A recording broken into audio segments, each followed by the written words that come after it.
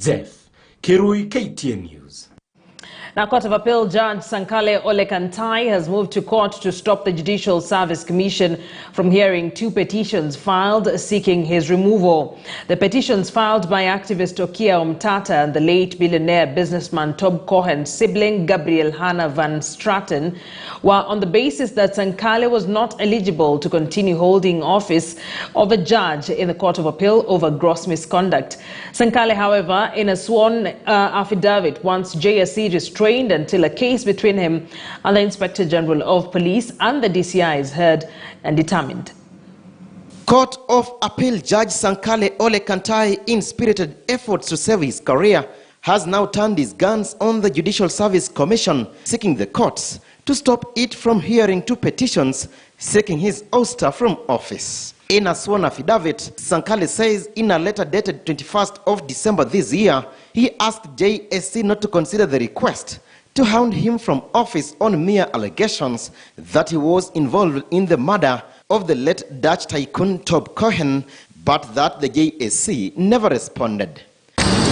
The silence from JSC, says, is part of what informs his decision to block it. Part of the affidavit reads, quote, that on this basis I verily believe, and indeed it makes juridical sense, that JSC should urgently be restrained from considering the question of my removal from office until Nairobi Constitutional Petition number A334 of 2021, Justice Sankale versus IG and DCI is determined by the High Court, end of quote. Sankale further argues, quote, it sets a dangerous precedent for the functioning of rule of law and the workings of independent constitutional offices if persons are allowed to remove independent constitutional holders from office simply because they don't like decisions made, end of quote.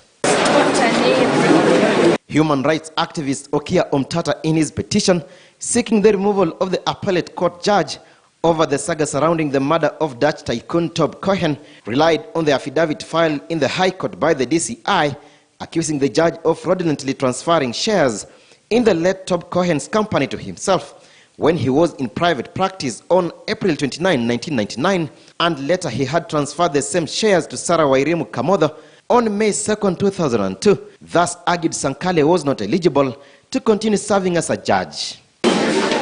An excerpt of Omtata's petition reads, quote, the Judicial Service Commission be placed to initiate necessary procedures for the removal of Honorable Justice Sankale for breach of the oath of office and gross misconduct and or misbehavior incompatible with the status of a judge of the Court of Appeal of Kenya, end of quote. Sankale, however, in his defense, terms the contents of the petitions as hearsay, thus the JSC should be restrained from determining his fate. Alan Ochanda, KTN News. The nostalgic memories of Christmas are painted